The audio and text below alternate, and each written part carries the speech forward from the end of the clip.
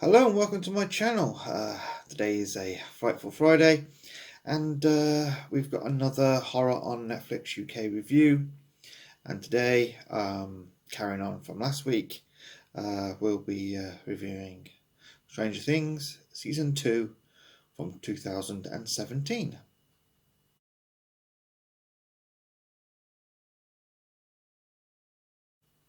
Stranger Things Season 2 stars Winona Ryder, David Harbour, Finn Wolfhard and Millie Bobby Brown, and was directed by the Duffer Brothers, Sean Levy, Andrew Stanton, and Rebecca Thomas. There are 9 episodes in this season, and the plot in one paragraph. Nearly a year after Will's rescue from the Upside Down, and Eleven's destruction of the Demogorgon, and apparently herself along with it, Mike still hopes to find her again. But something is still wrong in the town of Hawkins, and it is coming after Will. Now the ratings for Fear, I've given it a 6. This season is just as scary as the first season. The drama is just as intense, and there are still the jump scares and the horror, this time not from Demogorgon, but from what Dustin calls the Demodogs, which seem to be the grown-up versions of those slug-like creatures that Will was coughing up at the end of season 1. For gore, I've given this a 6. There's a big improvement in the effects of this season compared to the previous one, most notably in the death of Bob Newby, Joyce's new boyfriend, as he is attacked by a pack of Demodogs while trying to escape Hawkins' lab. The story, I've given this a 9. This season builds on the previous season very well. We follow Mike's sister Nancy and Will's brother Jonathan as they try to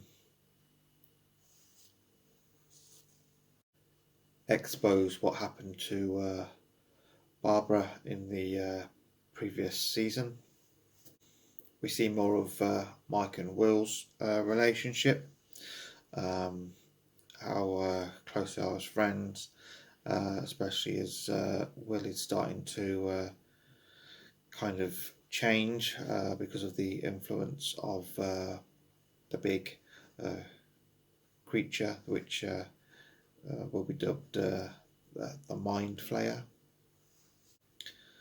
Then there's Dustin and Lucas as they both vie for the affections of the new girl, Max, whose older stepbrother Billy is a complete a-hole and is the main human antagonist for this season. And then there's 11 herself, who is being hidden by Hopper in his father's cabin for her own protection. But after being there nearly a year, she gets a little stir crazy and quite understandably wants to let the boys know that she's still alive. And when Hopper kind of forces her to abandon that idea, she goes in search of her real mother and ends up finding one of the other girls who was experimented on at Hawkins' lab, number 8. One of the controversial episodes in this season is episode 7, which follows solely 11 in her pursuit of finding number 8, and how 8 teaches 11 how to harness her powers. Some have criticised that it kind of takes the story away from the action that was going on in Hawkins, but I think it really gives us more of a background into 11 and who she is, and the situation that led to her mother being in the semi-comatose state that we first find her in season 1.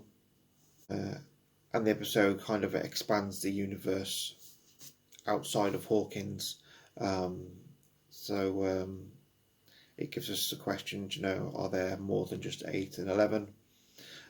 What happened to the others, and will we see them? For enjoyability, I've given this a 9. It's just as enjoyable as season 1. It's just as gripping. The acting is just as good. In fact, I think the child actors are even better than they were in season 1, and they were really good in season 1. All in all, this season goes to show that this is nothing but brilliant television. The average rating for season 2 is a 7.5, slightly higher than season 1. That's mainly due to the added gore effects. And that is it. If you enjoyed this video, please give me a like, and think about subscribing if you haven't already. What are your thoughts on season 2 of Stranger Things? Leave them in the comment section down below, and I will see you hopefully for season 3 next week.